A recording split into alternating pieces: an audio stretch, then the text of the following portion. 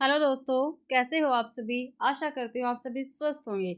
मैं आप सभी का अपने चैनल हिंदी क्लासेस में बहुत बहुत स्वागत करती हूँ। तो भाई आप सभी को पता है हम हिंदी साहित्य के पीवाईक्यू कर रहे हैं, ठीक है। और आज ये अपनी तीसरी क्लास रहेगी पीवाईक्यू सीरीज की, ठीक है। तो आज की क्लास का पहला क्वेश्चन है हिंदी भाषा और उसका विकास से। तो पहला क्वेश्चन है, भारतीय संविधान के किस अनुच्छेद में हिंदी को राजभाषा घोषित किया गया है।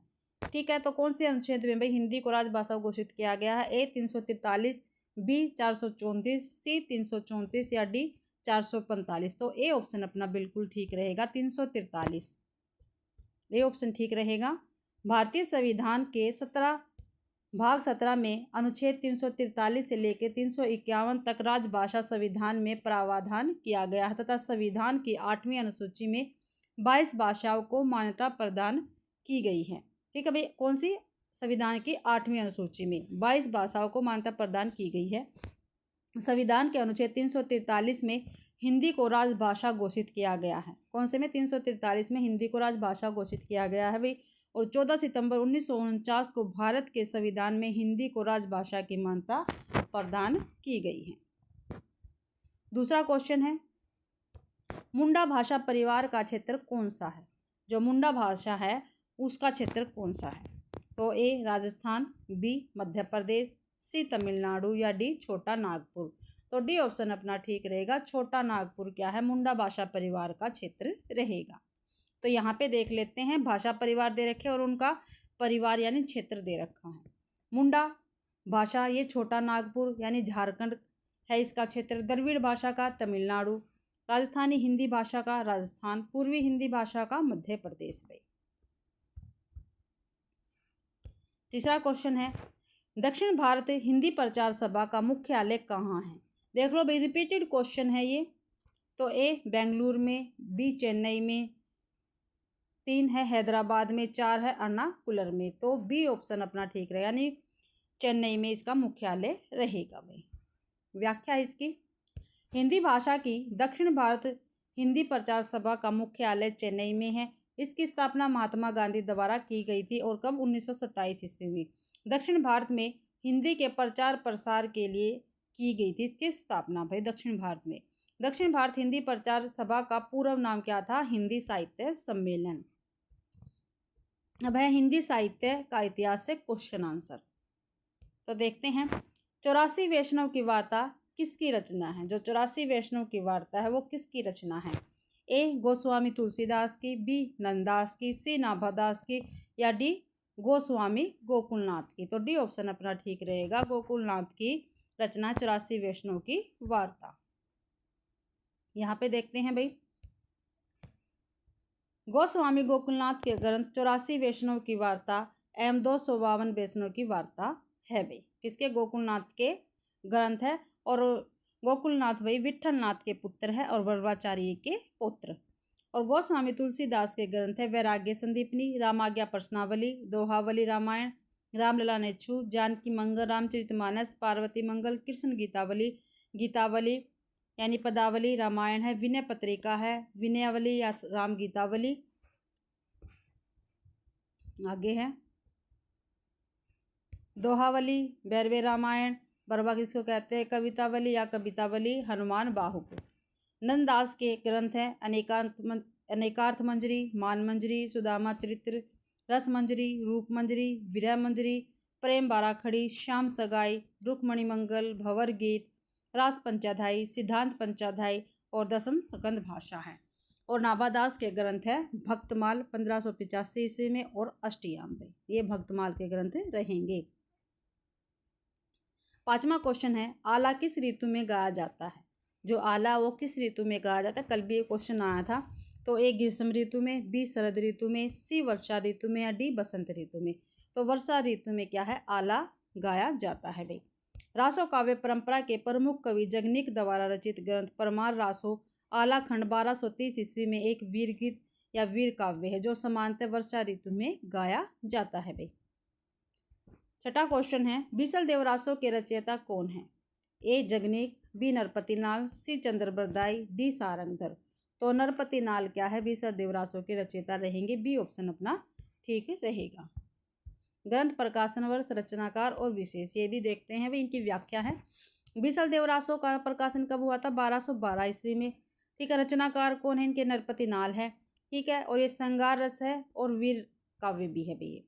परमार रासो, इसका दूसरा नाम क्या है? आलाखंड, और 1230 ईस्वी में इसका प्रकाशन हुआ था। जगनिक द्वारा रचित है।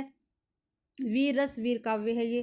पृथ्वीराज रासो 1192 ईस्वी में प्रकाशित हुआ। चंद्र बरदाई जी की ये ग्रंथ है और वीर रस और प्रबंध काव्य है इसमें। ठीक है, हमीर रासो सारंगधर का है। 7वां क्वेश्चन है अपना, इस्तवार द ला लिटरेचर एंदो ये हिंदुस्तानी की रचना किसने की है? तो ए किथने, बी ग्रियर्सन ने, सी गार्सा दत्तासी ने, या डी गिलक्राइस्ट ने। तो सी ऑप्शन अपना ठीक रहेगा, गार्सा दत्तासी ने भाई इस्तवार द ला लिटरेचर एंदो ये हिंदुस्तानी की रचना की है। व्याख्या देखते हैं इसकी। इस्तवार द ला लिटरेचर एंदो ये हिंदुस्तानी नामक इतिहास ग्रंथ की रचना गार्सा दत्तासी ने की है। गार्सा दत्तासी एक फ्रेंच विद्वान थे तथा उनका इतिहास ग्रंथ फ्रेंच भाषा के 2 भागों में सन 1839 तथा 1847 ईस्वी में प्रकाशित हुआ था। इसका तीसरा संस्करण 1871 में प्रकाशित हुआ। हिंदी साहित्य के इतिहास लेखन का सबसे पहला प्रयास तासी ने ही किया था भाई। किसने किया था? तासी ने ही किया था। जॉर्ज ग्रियर्सन द्वारा रचित the modern vernacular literature of Hindustan 1888 ईस्वी में प्रकाशित हुआ। सच्चे अर्थों में हिंदी साहित्य का पहला इतिहास ग्रंथ इसको ही माना जाता है। अगला क्वेश्चन में से कौन सा कवि अष्टशाप का नहीं है? ठीक है, नहीं है वो हमें बताना है। एक सूरदास, बी कुंभनदास, सी नंददास, या डी रैदास। तो रैदास क्या है? ये अष्टशाप के कवि नहीं है, ये क्या है? एक संत कवि है। कल भी मैंने आपको इनका पूरा कंप्लीट बताया था और आज भी देख लो, ऐसे आपको क्या पक्के हो जाएंगे ये। रैदास संत रविदास यानी संत कवि है। भक्ति काल निर्गुण काव्य धारा के ज्ञानाश्री शाखा के कवि है रैदास दास। एक अष्टशाप के कवि, इनका जीवन काल और जन्म स्थान का विवरण नीचे दिया गया है, देख लो। कवि यहाँ पे है, जीवन काल यहाँ, जन्म स्थान यहाँ और गुरु इनके ये बताए गए हैं। ये आपको अच्छी प्रकार से ध्यान रखना है। ठीक है, मैंने कल भी बताया था जो अष्टशाप के कवि है वो 4 वल्लभाचार्य के थे और 4 विट्ठलनाथ के थे। इन दोनों को मिला के कुल 8 शिष्य हो गए थे। ठीक है, 8 कवि थे और इन्हीं 8 कवियों को लेकर अष्टशाप की स्थापना की गई थी और विट्ठलनाथ ने की थी 1565 ईस्वी में। कब की थी भाई? 1565 ईस्वी में की थी। तो अभी देख लेते हैं। तो कुंभनदास, सूरदास, परमानंदास और कृष्णदास, ये 4 कवि किसके हैं? वल्लभाचार्य के शिष्य रहेंगे। ठीक है, तो कुंभनदास 1468 ईस्वी में इनका जन्म हुआ था जमुनावती उत्तर प्रदेश में और वल्लभाचार्य के शिष्य हैं ये, इनके गुरु वल्लभाचार्य हैं। सूरदास 1478 ईस्वी में इनका जन्म हुआ था सिही उत्तर प्रदेश में, वल्लभाचार्य इनके गुरु रहेंगे। परमानंदास 1493 ईस्वी में इनका जन्म हुआ कन्नौज उत्तर प्रदेश में, वल्लभाचार्य गुरु हैं इनके। कृष्णदास 1496 ईस्वी में जन्म हुआ चिलोत्रा गुजरात में भाई और वल्लभाचार्य इनके गुरु है। अब विट्ठलनाथ के शिष्य गोविंद स्वामी, छीत स्वामी, चतुर्बुदास, नंददास। ठीक है, 1505 ईस्वी में गोविंद स्वामी का जन्म हुआ, आंतरी राजस्थान में हुआ था भी और विट्ठलनाथ के ये शिष्य थे यानी विट्ठलनाथ इनके गुरु थे। छीत स्वामी 1515 ईस्वी में इनका जन्म हुआ, मथुरा उत्तर प्रदेश में, विट्ठलनाथ इनके गुरु हैं। चतुर्बुदास 1530 ईस्वी में जन्म हुआ, जमुनावती उत्तर प्रदेश में और विट्ठलनाथ इनके गुरु भाई। नंददास 1533 ईस्वी में जन्म हुआ, रामपुर उत्तर प्रदेश में और विट्ठलनाथ इनके गुरु है। और भाई चतुर्बुदास और कुंभनदास जो चतुर्बुदास के क्या है? पिता है। ठीक है, पिता पुत्र का इनमें नाता रहेगा। 9वां क्वेश्चन है, अनुराग बांसुरी किसकी रचना है? अनुराग बांसुरी किसकी रचना है? ए रहीम, बी रसखान, सी नूर मोहम्मद, या डी छीत स्वामी। तो सी ऑप्शन अपना ठीक रहेगा, अनुराग बांसुरी भाई नूर मोहम्मद की रचना रहेगी। यहाँ पे देखते हैं रचना, प्रकाशन वर्ष और रचनाकार। इंद्रावती और अनुराग बांसुरी, ठीक है, ये दोनों ही नूर मोहम्मद की रचना है भाई। और इंद्रावती का प्रकाशन वर्ष है 1444 ईस्वी, यानी अनुराग बांसुरी से पहले आएगी इंद्रावती। अनुराग बांसुरी 1464 ईस्वी प्रकाशन वर्ष और दोनों ही नूर मोहम्मद की ये रचना रहेगी। भैरवे नाई का भेद 1610 ईस्वी की है, रहीम की है। पदावली छीत स्वामी की है। प्रेम वाटिका 1614 ईस्वी की, रस खान इसके लेखक रहेंगे यानी कवि रहेंगे। अगली पंक्ति है, काफ़ी महत्वपूर्ण पंक्ति है, पेपर में पूछी जाती है। नैन नचाए कहीं मुस्काई लला फिर आइयो खेलन हो रही, ये काव्य पंक्तियाँ किस कवि की है? तो ए पद्माकर की, बी मतीराम की, सी घनानंद की या डी देव की। तो पद्माकर की ये पंक्तियाँ रहेगी भाई। नीचे पंक्ति दे रखी है और पंक्तिकार दे रखे हैं। नैन नचाए कहीं मुस्काई लला फिर आयो खेलन हो रही, ये पद्माकर की पंक्ति है। कुंदन को रंग फीको लगे झलके सब अंग चारू बुराई, ये मतीराम की है भाई। या भी कुंदन को रंग फीके लगे, ठीक है, इतनी भी पूछ ली जाती है और ये मतीराम की पंक्ति रहेगी। अभिधा उत्तम काव्य है मध्य लक्षणालीन, अधम व्यंजना रस बिरस उल्टी कहत नवीन, तो ये देव कवि की पंक्ति है। झलके अति सुंदर आनंद गोर छके दृग रजती कानन छवे, तो ये घनानंद की पंक्ति रहेगी। झलके अति सुंदर आनंद गोर भाई। 11वां क्वेश्चन है, सखी वे मुझसे कहकर जाते किस कवि की काव्य पंक्तियां हैं? क्या भी सखी वे मुझसे कहकर जाते किस कवि की काव्य पंक्तियां हैं? तो ए सियाराम शरण गुप्त की, बी मैथिली शरण गुप्त की, सी अयोध्या सिंह उपाध्याय हरिओद की, डी जगदीश गुप्त की। तो मैथिली शरण गुप्त की ये पंक्तियां रहेगी, सखी वे मुझसे कह के जाते, और यशोधरा से ये पंक्तियां ली गई है। सखी वे मुझसे कह के जाते मैथिली शरण गुप्त की पंक्ति है, यशोधरा से ली गई है भाई। ठीक है, यहाँ पे पंक्ति दे रखी है, यहाँ पे पंक्तिकार है। अगली पंक्ति है, रूपोधान पर फुल प्राय कलिक रोक दुन विभावना तवंगनी कलहासनी सुरसिका कीड़ा कला पुतली। तो ये अयोध्या सिंह उपाध्याय हरिओद के प्रिय प्रवास से पंक्ति ली गई है भाई। आगे है, चीरन चीर दले भले कंज मिट्टी ते तव मन की अखिलाई नोची के हारन ते मुक्ता गोची चोच में मुदी रैया दुआई। तो जगदीश गुप्त की पंक्ति है छंद सती से। आगे है भाई 12वां क्वेश्चन, शिव शंभू के चिट्ठे के लेखक कौन है? शिव शंभू के चिट्ठे के लेखक कौन है, ये हमें बताना है। तो ए प्रताप नारायण मिश्र, बी श्रीनिवास दास, सी बालकृष्ण भट्ट, डी बालमुकुंद गुप्त। तो डी ऑप्शन अपना ठीक रहेगा। शिव शंभू के चिट्ठे के लेखक है बालमुकुंद गुप्त। डी ऑप्शन अपना बिल्कुल ठीक रहेगा। निबंध, प्रकाशन वर्ष और निबंधकार। शिव शंभू के चिट्ठे 1904 में प्रकाशित हुए और बालमुकुंद गुप्त जी का ये निबंध है। घूर का लत्ता बीने, ये प्रताप नारायण मिश्र जी का निबंध है। संसार महानाट्यशाला, ये बालकृष्ण भट्ट का निबंध रहेगा भाई। 13वां क्वेश्चन है, नया ज्ञानोदय पत्रिका के संपादक कौन थे? नया ज्ञानोदय के, ठीक है, ए मृणाल पांडे, बी रविंद्र कालिया, सी प्रभाकर श्रोतीय या डी ज्ञान रंजन। तो बी ऑप्शन अपना ठीक रहेगा। नया ज्ञानोदय पत्रिका के संपादक थे भाई रविंद्र कालिया। पत्रिका दे रखी है परिवर्तन, प्रकाशन वर्ष, संपादक है प्रकार और स्थान है। तो नया ज्ञानोदय 2002 में प्रकाशित हुई थी पत्रिका और रविंद्र कालिया इसके संपादक है। ये मासिक पत्रिका थी और दिल्ली से निकलती थी भाई। पहल 1960 ईस्वी में प्रकाशित हुई। ज्ञान रंजन इसके संपादक रहेंगे। त्रैमासिक पत्रिका थी और जयपुर से निकलती थी। अक्षर ये प्रभाकर श्रोतीय की है भाई पत्रिका और मासिक थी और भोपाल से ये निकलती थी। आगे हिंदी साहित्य की गद्य विधाय से क्या हमारे क्वेश्चन रहेंगे। 14वां क्वेश्चन है, देश विभाजन को लेकर लिखा गया उपन्यास कौन सा है? भाई क्या भी देश विभाजन को लेकर लिखा गया उपन्यास कौन सा है? अमृत और विष, झूठा सच, सी अपने अपने अजनबी, डी अंतराल। तो झूठा सच क्या है? बी ऑप्शन अपना ठीक रहा। देश विभाजन को लेकर लिखा गया उपन्यास और ये यशपाल जी का उपन्यास रहेगा भाई। अब इनकी व्याख्या देख लेते हैं। उपन्यास है, प्रकाशन वर्ष है, उपन्यासकार है और इसकी विषय वस्तु भी साथ में दे रखी है जो आपके लिए काफ़ी महत्वपूर्ण है, पेपरों में पूछी जाती है भाई। तो देखते हैं। झूठा सच 2 भाग में है भाई। पहला भाग 1958 में और दूसरा भाग 1960 में। और यशपाल क्या है? इसके उपन्यासकार है। विषय वस्तु क्या है इसकी? राष्ट्र विभाजन एवं त्रासदी का चित्रण हुआ है। स्वतंत्रता पश्चात देश की यथार्थ स्थिति दर्शाई गई है भाई इसमें। ठीक है, स्वतंत्रता के बाद जो देश की स्थिति थी वो इसमें दर्शाई गई है झूठा सच में भी। अमृत और विषय, अमृत और विष 1966 इसका प्रकाशन वर्ष रहेगा। ठीक है, और अमृतलाल नागर का ये उपन्यास है भाई। और भारतीय गणतंत्र के 15 वर्षों का राजनीतिक एवं सामाजिक चित्रण है। इसमें अमृत और विस्मय, भारतीय गणतंत्र के 15 वर्षों का राजनीतिक और सामाजिक चित्रण है, आपको ध्यान रखना है ये।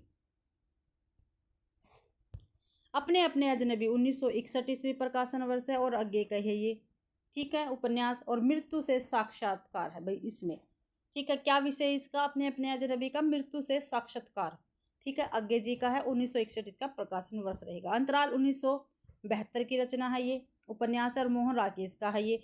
इसमें सामाजिक राजनीतिक चित्रण हुआ है अंतराल में भी। अगला 15वां क्वेश्चन, धातु सेन प्रसाद के किस नाटक का पात्र है? ठीक है, जो धातु सेन है वो जयशंकर प्रसाद के किस नाटक का पात्र है, ये हमें बताना है। तो A option Rajshri, B Chandragupta, C Dhruv Swami या डी सकंदगुप्त। तो सकंदगुप्त नाटक का क्या है? धातु सेन पात्र रहेगा। यहाँ पे व्याख्या देख लेते हैं। नाटक, प्रकाशन वर्ष और उनके पात्र। आपको पता है नाटक, प्रकाशन वर्ष और पात्र से काफ़ी सवाल पूछे जाते हैं।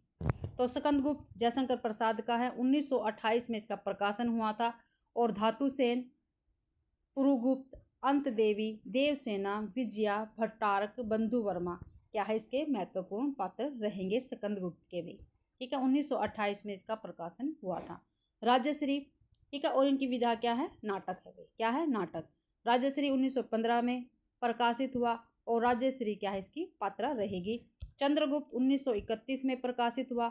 इनका प्रकाशन वर्ष भी काफ़ी महत्वपूर्ण है, पेपर में पूछा जाता है, ठीक है। इसके पात्र देख लेते हैं। इसके पात्र है चंद्रगुप्त के चाणक्य, सक्टार, सिहरन, सिल्यूकस, कार्नेलिया, ठीक है, कल्याणी, एलिस, मालविका, अलका, सुहासिनी, आम्बिक और राक्षस, ये चंद्रगुप्त नाटक के पात्र रहेंगे। और 1931 में इसका प्रकाशन हुआ था। ध्रुव स्वामी 1933 ईस्वी में प्रकाशन हुआ था। चंद्रगुप्त, रामगुप्त, शिखर स्वामी और ध्रुव स्वामी ये इसके पात्र रहेंगे, ध्रुव स्वामी के भी। अगला क्वेश्चन है, 16वां क्वेश्चन है अपनी क्लास का। निम्नलिखित रचनाओं में से कौन सा यात्रा वृत्त है? यात्रा वृत्त हमें बताना है। तो ए चीड़ों पर चांदनी, बी भूले बिसरे चित्र, सी अपनी खबर, डी पथ के साथी। तो चीड़ों पर चांदनी क्या है? एक यात्रा वृत्तांत रहेगा। ये ऑप्शन अपना बिल्कुल ठीक है। व्याख्या देखते हैं इनकी। रचना, प्रकाशन वर्ष, रचनाकार और विधा। चीड़ों पर चांदनी 1964 ईस्वी में प्रकाशित हुआ था ये, और निर्मल वर्मा का यात्रा वृत्तांत। और किस विधा की भी? चीड़ों पर चांदनी यात्रा वृत्त है भैया। और निर्मल वर्मा क्या है? रचनाकार है। प्रकाशन हुआ था 1964 ईस्वी में। अपनी खबर 1960 ईस्वी में प्रकाशन हुआ, ठीक है। और पांडे बेचैन शर्मा उगर का ये है बे। और क्या है? आत्मकथा है ये। क्या है? आत्मकथा है उगर जी की, ठीक है। 1960 में प्रकाशित हुई थी। पथ के साथी 1956 में प्रकाशन हुआ। महादेवी वर्मा इसकी लेखिका रहेंगी। और ये क्या है? संस्मरण है भाई। भूले बिसरे चित्र 1959 ईस्वी में प्रकाशित हुआ। भगवती चरण वर्मा का ये, भगवती चरण वर्मा इसके रचनाकार रहेंगे। और ये उपन्यास विधा का रहेगा भूले बिसरे चित्र भी। आगे काव्य शास्त्र एवं आलोचना से क्वेश्चन आंसर तो देखते हैं हम। 17वां क्वेश्चन है, अपभ्रंश शब्द का प्रयोग सर्वप्रथम किसने किया है? अपभ्रंश शब्द का प्रयोग सर्वप्रथम किसने किया है, ये हमें बताना है। तो ए भरतमुनि ने, बी पतंजलि ने, सी राजशेखर ने या डी भामा ने। तो भामा ने भाई अपभ्रंश शब्द का सबसे पहले प्रयोग किया है। डी ऑप्शन अपना बिल्कुल ठीक रहेगा। तो यहाँ पे देखते हैं व्याख्या। अपभ्रंश शब्द का सर्वप्रथम प्रयोग भामा ने किया है। स्वयंभू को अपभ्रंश का वाल्मीकि कहा गया है। और पुष्पदंत को अपभ्रंश का व्यास कहा गया है, ठीक है। आपको ध्यान रखना, स्वयंभू को अपभ्रंश का वाल्मीकि, पुष्पदंत को व्यास कहा गया है। 18वां क्वेश्चन है, व्यंजना शक्ति का कार्य क्या है? जो व्यंजना शक्ति है उसका क्या कार्य है, ये हमें बताना है। तो एक ए है मूल अर्थ को व्यक्त करना, नहीं भाई। बी प्रयोजन को व्यक्त करना, सी मुख्यार्थ की व्याख्या करना, या डी मुख्यार्थ में छिपे अकथित अर्थ को व्यक्त करना। ये बिल्कुल ठीक है भाई, डी ऑप्शन अपना ठीक रहेगा, ठीक है। व्यंजना व्याख्या, व्यंजना शक्ति का कार्य काव्य के मुख्यार्थ में छिपे अकथित अर्थ को व्यक्त करना है। आगे है 19वां क्वेश्चन, विखंडनवाद के प्रवर्तक कौन है? क्या भाई जो विखंडनवाद है इसके प्रवर्तक कौन है? ए दरिदा, बी लिविस, सी फुकुयामा या डी ग्रामसी। तो ए ऑप्शन अपना ठीक रहेगा, विखंडनवाद के प्रवर्तक देरिदा रहेंगे भाई। तो विखंडनवाद यानी विखंडन का सिद्धांत के प्रवर्तक जोग देरिदा है। फ्रैंक रेमंड लिविस नई आलोचना से संबंधित प्रमुख आलोचक है। गामसी मार्क्सवादी आलोचक के प्रमुख समीक्षक है भाई। गामसी क्या है? मार्क्सवादी आलोचक के आलोचना के प्रमुख समीक्षक रहेंगे। 20वां क्वेश्चन है भाई, 20वां क्वेश्चन है काव्य में निर्वैयक्तिकता के सिद्धांत की स्थापना किसने की है? तो ए कोलरिज ने, बी मैथ्यू आर्नल्ड ने, सी टी.एस. इलियट ने या डी आई.ए. रिचर्ड ने। तो भाई निर्वैयक्तिकता के सिद्धांत की स्थापना टी.एस. इलियट ने की है। सी ऑप्शन अपना बिल्कुल ठीक रहेगा। अब इसकी व्याख्या देखते हैं, सिद्धांत और प्रवर्तक भाई देख लेते हैं यहाँ पे। निर्वैयक्तिकता का सिद्धांत वस्तुनिष्ठ समीकरण का सिद्धांत, संवेदनशीलता का असहाय सिद्धांत है, असाहचर्य सिद्धांत, व्यक्ति प्रज्ञा यानी व्यक्तिक बुद्धि एवं परंपरा की परिकल्पना का सिद्धांत, ये सभी टी.एस. इलियट के है भाई। टी.एस. इलियट इन सिद्धांतों के क्या है? प्रवर्तक है। आगे है संप्रेक्षण एवं मूल सिद्धांत, रागात्मक भाषा का सिद्धांत, ये आई.ए. रिचर्ड का है। ठीक है। नव अभिजात्य का सिद्धांत मैथ्यू आर्नल्ड का है। कल्पना का सिद्धांत कोलरिज का रहेगा भाई। ठीक है। अगला क्वेश्चन है 21वां क्वेश्चन है तथ्य विविधता से। ठीक है, विविधता से है तो देखते हैं। कालक्रम की दृष्टि से सही अनुक्रम 21वां क्वेश्चन है। ब्राह्मण, बंगदूत, हिंदी प्रदीप, हंस। तो बंगदूत सबसे पहले आएगी भाई, तो सी ऑप्शन ठीक रहेगा। बंगदूत, हिंदी प्रदीप, ब्राह्मण और हंस। यहाँ पे देख लेते हैं। पत्रिका है, परिवर्तन वर्ष है, संपादक है और प्रकार और स्थान दे रखे इनके। बंगदूत का प्रकाशन हुआ था 1829 ईस्वी में। इसके संपादक थे राजा राम मोहन राय बंगदूत के, और ये साप्ताहिक पत्रिका थी और कलकत्ता से निकलते थे। हिंदी प्रदीप 1877 ईस्वी में प्रकाशित हुई, बालकृष्ण भट्ट इसके संपादक थे। ये मासिक पत्रिका थी और प्रयाग से निकलती थी। ब्राह्मण 1883 ईस्वी में प्रकाशित हुई, प्रताप नारायण मिश्र इसके संपादक थे। मासिक पत्रिका थी, कानपुर से निकलती थी। हंस 1930 ईस्वी में प्रकाशित हुई और प्रेमचंद्र इसके संपादक थे। ये मासिक पत्रिका थी और बनारस से निकलती थी भाई। आगे है, निम्नलिखित उपन्यासों का काल क्रमानुसार सही अनुक्रम बताना है। तो सूरज का सातवां घोड़ा, शेखर एक जीवनी, कंकाल, परीक्षा गुरु। तो भाई जो परीक्षा गुरु है वो सबसे पहले आएगा, फिर कंकाल आएगा, फिर शेखर एक जीवन, फिर सूरज का सातवां घोड़ा। डी ऑप्शन अपना बिल्कुल ठीक रहेगा। डी बिल्कुल ठीक है भाई। उपन्यास, प्रकाशन वर्ष और उपन्यासकार।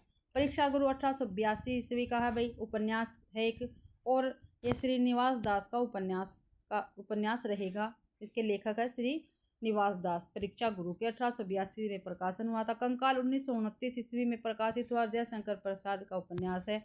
शेखर एक जीवनी 1941 में प्रकाशन हुआ इसका, और आगे का ये उपन्यास रहेगा।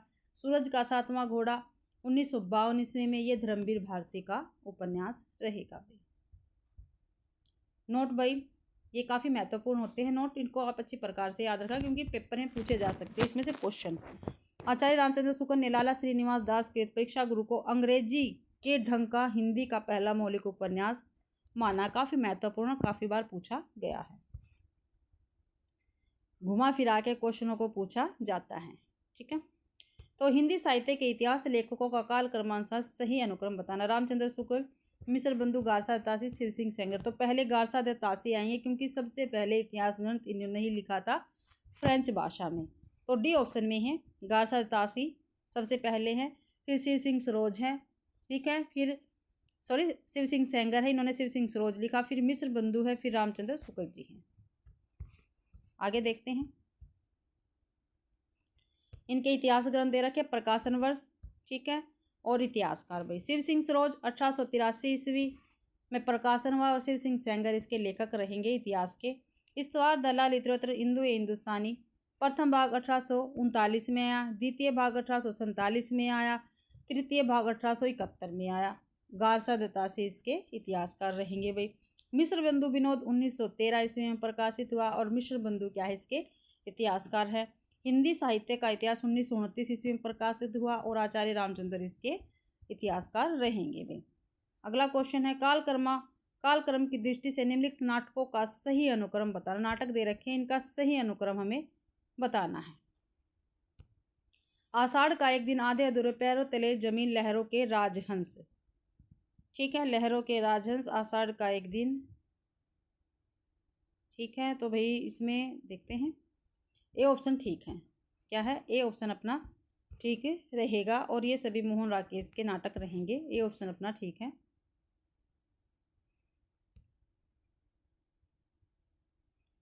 देखो भाई, ए ऑप्शन भी इसमें ठीक नहीं है, ठीक नहीं है ए ऑप्शन भी, क्योंकि पैरों तले जमीन क्या है? मोहन राकेश का अधूरा नाटक है और इसमें पैरों तले जमीन कहीं भी सबसे लास्ट में नहीं दे रखा। देखो यहाँ भी पैरों तले जमीन लास्ट में नहीं है, लहरों के राजहंस है। यहाँ भी लहरों के राजहंस सबसे पहले, आषाढ़ का एक दिन तो सबसे पहले आएगा और इसके अकॉर्डिंग ही क्या है, ये आंसर लगा हुआ है। ठीक है, इसके बाद आधे अधूरे आएगा। ठीक है, देखो पैरों तले जमीन लास्ट में है मोहन राकेश का और ये अधूरा है। इनका नाटक क्या है? ये अधूरा है, तो आपको ये ध्यान रखना, ये अधूरा ही लास्ट में आएगा। ठीक है, लास्ट में इसमें नहीं है कहीं भी, तो इसलिए मैं इनको ठीक नहीं मानती। ठीक है, यहाँ पे देखते हैं, मोहन राकेश आधुनिकता बोध के नाटककार है। कैसे? आधुनिकता बोध के नाटककार है, मोहनकार, तथा उनके प्रमुख नाटकों का सही अनुक्रम देखो यहाँ पे है सही। आषाढ़ का एक दिन 1958 ईस्वी में प्रकाशित हुआ ये। लहरों के राजहंस, फिर आषाढ़ के एक दिन के बाद क्या आएगा? लहरों के राजहंस 1963 में, फिर आधे अधूरे 1969 में, फिर है पैरों तले जमीन, ये इनका अधूरा है। मोहन राकेश का अधूरा नाटक था पैरों तले जमीन में। ठीक है, पहले क्या? आषाढ़ का एक दिन, फिर लहरों के राजहंस, फिर आधे अधूरे और लास्ट में क्या है? पैरों तले जमीन। 25वां क्वेश्चन है, कालक्रम की दृष्टि से निम्नलिखित कहानियों का सही अनुक्रम हमें बताना है। कहानी दे रखी है, सही अनुक्रम हमें बताना है। पूस की रात, पत्नी, बुद्धू का काटा, परिंदे। तो बुद्धू का काटा सबसे पहले आएगा, पूस की रात, फिर पत्नी, फिर परिंदे। बी ऑप्शन ठीक रहेगा। यहाँ पे देखते हैं भाई कहानी।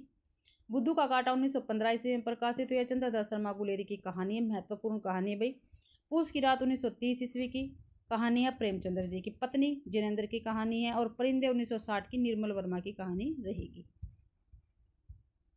26वां क्वेश्चन है, कालक्रम की दृष्टि से निम्नलिखित आत्मकथाओं का सही अनुक्रम हमें बताना है। तो अपनी खबर, आज के अतीत, क्या भूलूं क्या याद करूं, अर्धकथा। तो भाई ए ऑप्शन है अपने बिल्कुल ठीक है। नीचे देखते हैं व्याख्या में, आत्मकथा, प्रकाशन वर्ष और आत्मकथाकार। भाई अपनी खबर 1960 की है, पांडे बेचैन शर्मा उगर जी की है, पहले भी आई है ये भी। ठीक है, फिर हरिवंश राय बच्चन की 4 आत्मकथाएं हैं, चारों की चारों यहाँ पे दे रखी हैं। ठीक है, क्या भूलूं क्या याद करूं प्रथम 1969 में, नींद का निर्माण फिर 1970 द्वितीय है ये, बसेरे से दूर तृतीय है 1978, 10 द्वार से सोपान तक 1985 और ये हरिवंश राय बच्चन जी की आत्मकथाएं हैं। चारों के चारों आपको अच्छी प्रकार से याद रखना, क्रम में भी पूछी जाती है और वैसे भी पूछ ली जाती है भाई। सबसे पहले क्या भूलूं क्या याद करूं 1969, नीड का निर्माण फिर 1970, बसेरे से दूर 1978 में, 10 द्वार से सोपान तक 1985 में। भाई ध्यान रखना है। और अर्धकथा ये 1988 की है, डॉक्टर नगेंद्र की भाई। ठीक है, आज के अतीत 2003 की है ये और भीष्म साहनी की आत्मकथा रहेगी। 27वां क्वेश्चन है, निम्नलिखित काव्य कृतियों का सही अनुक्रम हमें बताना है। तो साकेत, कामायनी, लोकायतन, प्रिय प्रवास। तो प्रिय प्रवास, साकेत, कामायनी, लोकायतन, बी ऑप्शन ठीक रहेगा। आगे है भाई, यहाँ पे व्याख्या देखते हैं इसकी। काव्य कृति, प्रकाशन वर्ष, काव्यकार और प्रकार। भाई तो प्रिय प्रवास 1914 में इसका प्रकाशन हुआ। हरिओज जिसके काव्यकार है, प्रबंध काव्य रहेगा, ये प्रबंध काव्य है प्रिय प्रवास और खड़ी बोली का प्रथम महाकाव्य है प्रबंध काव्य। साकेत 1931 मैथिली शरण गुप्त का है ये और काव्य ग्रंथ है ये। कामायनी 1936, कहीं कहीं 1935 भी इसका प्रकाशन वर्ष दे रखा है भाई। कामायनी का जयशंकर प्रसाद का ये और ये महाकाव्य है। लोकायतन 1964 ईस्वी प्रकाशन वर्ष सुमित्रानंदन पंत का है ये और ये भी क्या है, एक महाकाव्य है। इनमें से साकेत क्या है, काव्य ग्रंथ है। आगे है भाई, निम्नलिखित काव्य प्रवृत्तियों का सही अनुक्रम क्या है। अलंकारिकता, इतिवृत्तात्मकता, क्षणवाद, शोषण का विरोध। तो बी ऑप्शन अपना ठीक रहेगा। पहले इतिवृत्तात्मकता, शोषण का विरोध, फिर अलंकारिकता, फिर क्षणवाद। तो देखते हैं काल प्रवृत्तियों का सही अनुक्रम। ठीक है, एक तरफ काव्य प्रवृत्तियां दे रखी है, दूसरी तरफ उनका काल और युग दे रखा है। ठीक है, तो अलंकारिकता रीतिकाल की है, इतिवृत्तात्मकता द्विवेदी युग की है, काल्पनिकता छायावाद की है, शोषण का विरोध प्रगतिवाद का है, क्षणवाद नई कविता का है। तो एक मिनट देखते हैं, ऊपर ऑप्शन गलत है, सी ऑप्शन अपना ठीक रहेगा। मैंने आपको गलत बता दिया है, सी ऑप्शन ठीक रहेगा। अलंकारिकता रीतिकाल की, इतिवृत्तात्मकता किसकी है, किसकी है भाई, द्विवेदी युग की। शोषण का विरोध किसकी है, शोषण का विरोध है प्रगतिवाद की, और क्षणवाद है नई कविता की। सी ऑप्शन अपना ठीक रहेगा। ठीक है, अलंकारिकता रीतिकाल, इतिवृत्तात्मकता द्विवेदी, काल्पनिकता छायावाद में भी, और शोषण का विरोध प्रगतिवाद में, क्षणवाद नई कविता में है भाई काव्य। आगे है आलोचना पत्रिका के संपादकों का सही अनुक्रम हमें बताना है। ठीक है, आलोचना पत्रिका के संपादकों का सही अनुक्रम बताना है। धर्मवीर भारती, शिवदान सिंह चौहान, नंद दुलारे वाजपेयी या रामवर सिंह। तो नंद दुलारे वाजपेयी, फिर शिवदान सिंह चौहान, फिर धर्मवीर भारती, फिर नामवर सिंह। भी ऑप्शन अपना ठीक रहेगा। यहाँ पर देखते हैं आलोचना त्रैमासिक पत्रिका थी और दिल्ली से निकलती थी। पत्रिका के संपादकों का सही अनुक्रम है नंद दुलारे वाजपेयी पहले, फिर शिवदान सिंह चौहान थे, फिर धर्मवीर भारती थे, फिर रघुवंश, फिर ब्रजेश्वर वर्मा, विजय देव नारायण शाही, नामवर सिंह, अरुण कमल। और अरुण कमल क्या है, वर्तमान में इसके संपादक है आलोचना पत्रिका के भाई। 30वां क्वेश्चन है इनमें से कौन सा अनुक्रम संगत है। ठीक है भाई, कौन सा अनुक्रम इनमें से संगत है वो हमें बताना है।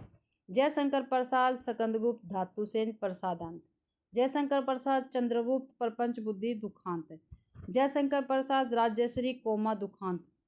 जयशंकर प्रसाद, ध्रुव स्वामी, चाणक्य, सुखांत। तो ये ऑप्शन अपना ठीक रहेगा। यहाँ पर देखते हैं जयशंकर प्रसाद के संबंध में सही अनुक्रम है जयशंकर प्रसाद, स्कंदगुप्त, धातुसेन, प्रसादांत। ठीक है, कौन सा युगम संगत है, जो संगत है वो हमें बताना है। साहित्य लहरी पद्माकर की नहीं है, लोकायतन निराला की नहीं है भाई, एक कंठ विस्पाई नागार्जुन की नहीं है, वैराग्य सदीपनी तुलसीदास की रहेगी। डी ऑप्शन अपना बिल्कुल ठीक है। यहाँ पे देखते हैं व्याख्या इसकी। रचना है, प्रकाशन वर्ष है, रचनाकार है और इसकी विधा।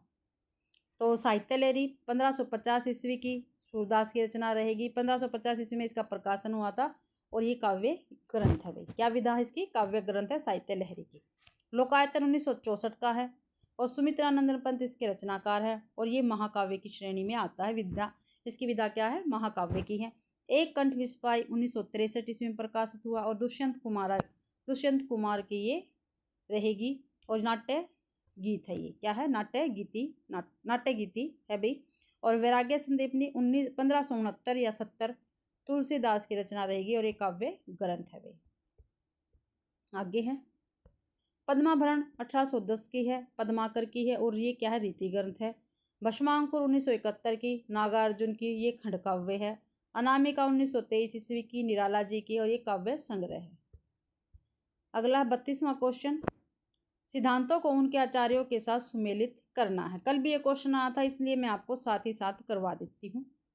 ठीक है, कल भी मैंने आपको अच्छी प्रकार से करवाया था। जिस बच्चे ने क्लास नहीं देखी तो प्लीज़ क्लास जाके देख सकते हैं। देखो सिद्धांत, आचार्य, दर्शन, मीमांसा। ठीक है, उत्पत्तिवाद या आरोपवाद भट्ट लोलट के हैं। ठीक है, भट्ट लोलट का सिद्धांत है ये। और मीमांसा दर्शन इनका है भाई। अनुमतिवाद शंकु का न्याय दर्शन से है। अभिव्यक्तिवाद अभिनवगुप्त का सेव से। भुक्तिवाद या भोगवाद ये भट्टनायक का है सांख्या दर्शन से। और ये चारों के चारों आचार्य है, ये रस सूत्र के व्याख्याकार रहेंगे भाई। इन रचनाओं को उनके रचयिताओं के साथ सुमेलित करना है। कुमार रासो दलपति विजय का है। ठीक है, तो ए का 3। ठीक है, बिसल देव रासो नरपति नाल का है। जो पहले आते हैं वो मिला लिया करो। पृथ्वीराज रासो किसका है, चंद्रवरदाई का है।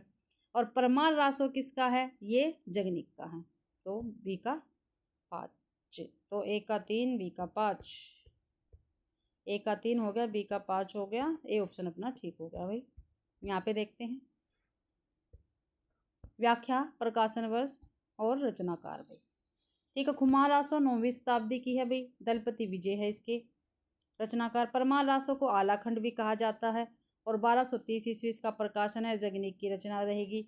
बीसल देव रासो 1212 ईस्वी की रचना है, नरपति नाल इसके रचनाकार रहेंगे। पृथ्वीराज रासो 1192 की रचना है और चंद्रप्रदा इसके रचनाकार रहेंगे भाई। संदेश रासक 1213 शताब्दी की रचना है और अब्दुल रहमान इसके रचनाकार रहेंगे। नोट भाई, संदेश रासक देसी भाषा में किसी मुसलमान द्वारा लिखा गया पहला धर्मेत्तर रास ग्रंथ है। यह एक खंड काव्य है। किसके बारे में बताया गया? संदेश रासक के बारे विषय में बताया गया है भाई। आगे क्वेश्चन है 34वां, सुमेलित करना है। राज्यश्री अभी आया था ना, राज्यश्री ये किसका? जयशंकर प्रसाद का है। तो ए का 3 हो गया, अभी देख लेते हैं ए का 3, ए का 3 भाई 3 में है तो इसलिए ये कट हो गया।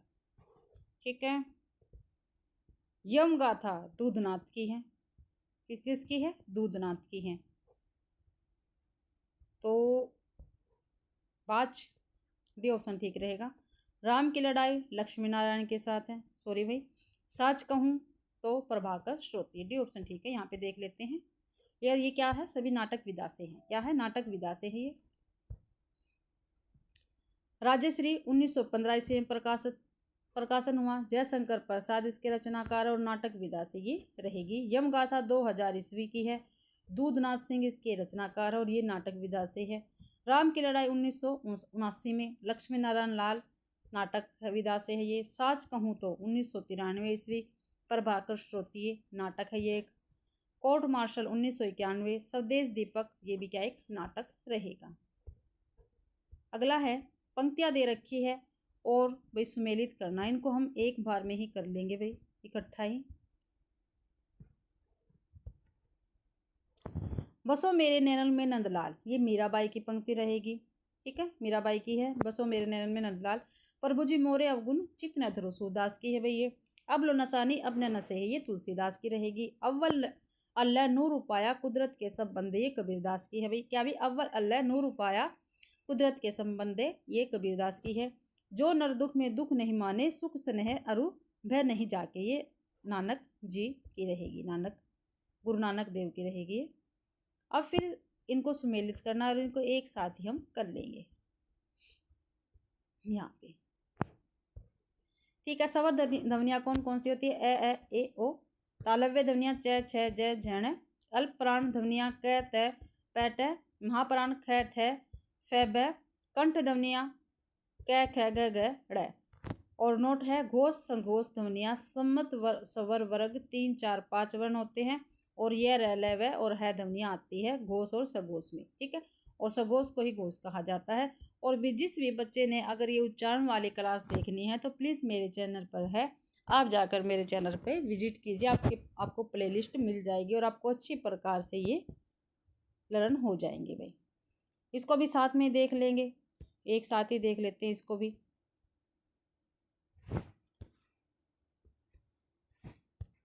तो अभिव्यंजनावाद का सिद्धांत किसका है? क्रोचे का है। संप्रेक्षण का सिद्धांत आइए रिचर्ड का है। कल्पना का सिद्धांत कोलरिज का है। निर्व्यक्तिकता का सिद्धांत इलियट का है। उदात्त तत्व का सिद्धांत लोनजाइस का रहेगा भाई। ये घूम फिर के वही क्वेश्चन हमारे पास आने लग रहे हैं। उद्धरण रचना है, रचनाकार का नाम है, तो हम इसको भी एक साथ ही देख लेंगे। ठीक है, पंक्तियां हैं और पंक्तिकार है भाई। ठीक है, साथ में करेंगे इनको। संत हृदय नवनीत समाना, ये तुलसीदास की है भाई। संत हृदय नवनीत समाना किसकी पंक्ति है? तुलसीदास की है। काहे रिनलनी तू कुम्हानी, ये कबीरदास की है। अमीय हलाहल मद भरे रसलेन की है। मेरी भवबाधा हरो राधा नागरी भी सोई, ये बिहारी की है। देखी री हरि के चंचल ने खंजन मीन मृगज चपलाही नहीं पटतर एक सेन, ये सूरदास की पंक्ति रहेगी भाई।